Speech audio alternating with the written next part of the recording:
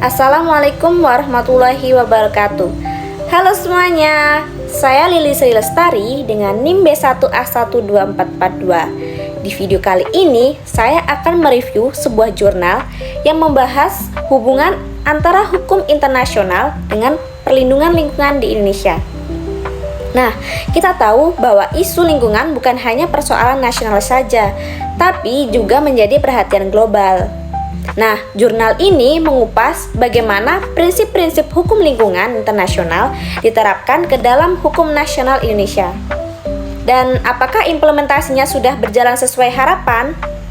Nah, jurnal yang saya review berjudul Implementasi Hukum Lingkungan Internasional dalam Hukum Nasional Indonesia yang ditulis oleh Diva Pitaloka dari Universitas Mataram dan diterbitkan dalam Jurnal Komplikasi Hukum volume 6 nomor 2 tahun 2021.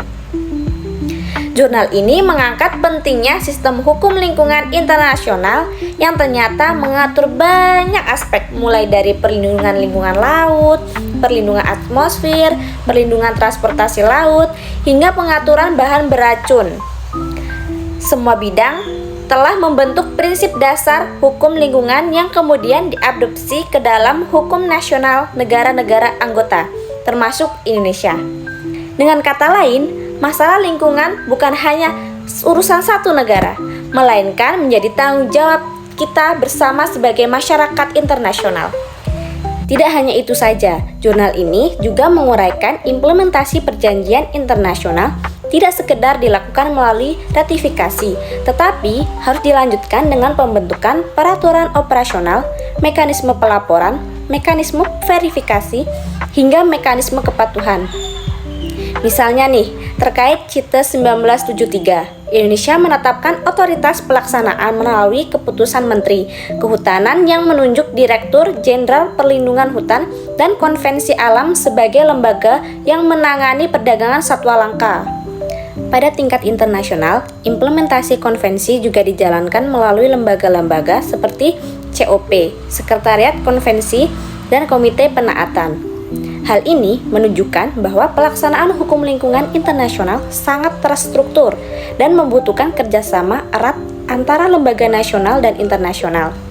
Nah, di sini menariknya, jurnal ini juga membahas bahwa hukum lingkungan internasional tidak hanya membahas soal perlindungan fisik saja, tapi juga mencakup pengakuan terhadap kearifan lokal masyarakat adat.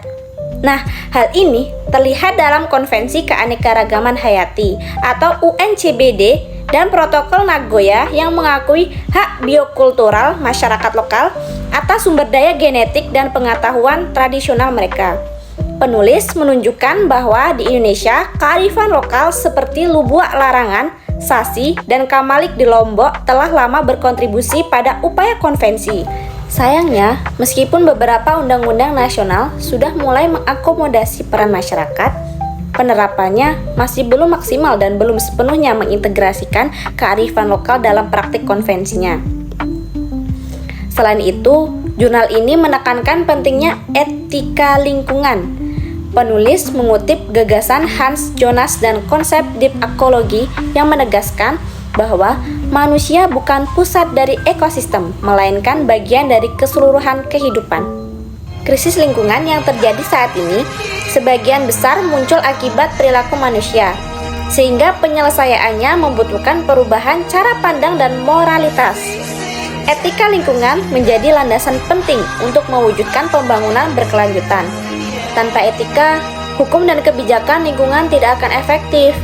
Karena itu, kesadaran masyarakat, kepedulian, dan pembinaan wawasan lingkungan menjadi kunci untuk menjaga kelestarian alam. Melalui pembahasan tersebut, jurnal ini mengungkap bahwa Indonesia sejatinya sudah memiliki banyak perangkat hukum yang sejalan dengan hukum lingkungan internasional. Namun, tantangan terbesar terletak pada implementasi yang konsisten, mekanisme pengawasan yang kuat, dan penegakan hukum yang tegas. Regulasi yang baik tidak akan membawa perubahan jika tidak dijalankan dengan keseriusan dan komitmen kolektif antara pemerintah, masyarakat, dan dunia internasional. Menurut saya, sebagai reviewer, Jurnal ini sangat penting karena tidak hanya memaparkan aspek hukum, tetapi juga menyoroti dimensi sosial, etika, dan budaya yang menjadi pendukung dalam menjaga kelestarian lingkungan. Nah, segitu dulu ya dari aku teman-teman. Terima kasih sudah menyimak sampai akhir. Sampai jumpa lagi. Dah.